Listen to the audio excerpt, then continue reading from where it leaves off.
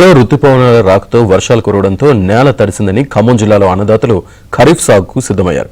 కానీ వర్షాలు సమృద్ధిగా కురవకపోవడంతో ఆదిలోనే ఖరీఫ్ సాగు రైతుల ఆశలను వమ్ము చేసింది.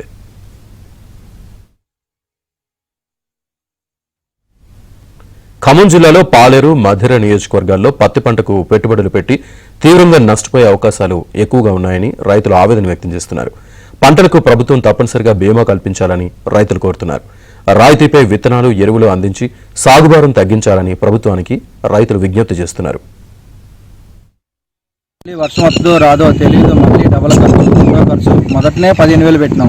అలాగే మళ్ళీ దున్ని మళ్ళీ పెట్టాలంటే మళ్ళీ ఒక 10-12,000 రూపాయల ఖర్చు రైతు మీదనే అదనపు భారం పడుతుంది. దేశానికి వెన్నెముక రైతు అనేది మన భారతదేశం మొత్తం అనుకుంటుంది. ఈ వెన్నెముక కలిగిన రైతే, దేశానికి వెన్నెముక కలిగిన రైతే ఇలా నష్టపోతున్నారు.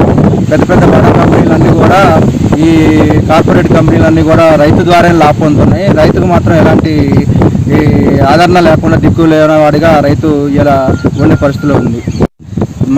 రైతులందు గవర్నమెంట్ కూడా దయించి విత్తనాలు సబ్సిడీ రూపంలో, పత్తి విత్తనాలు అనేది సబ్సిడీ రూపంలో కొద్దిగా ధర తగ్గేటట్టుగా యూరియా, డిఏపి లాంటి కాంప్లెక్స్ మందులు కూడా కొద్దిగా సబ్సిడీ ధరలో రైతుకి అందజేసినట్లయితే రైతులు కొద్దిగా ఆశాజనకంగా ఉంటారని భావిస్తున్నాం. మా ఊర్లో పత్తి విత్తనాలు వర్షాలకు వస్తాయి, ముందుగా వర్షాలు వస్తాయని 100 ఎకరాలు మా రైతులు పెట్టారు.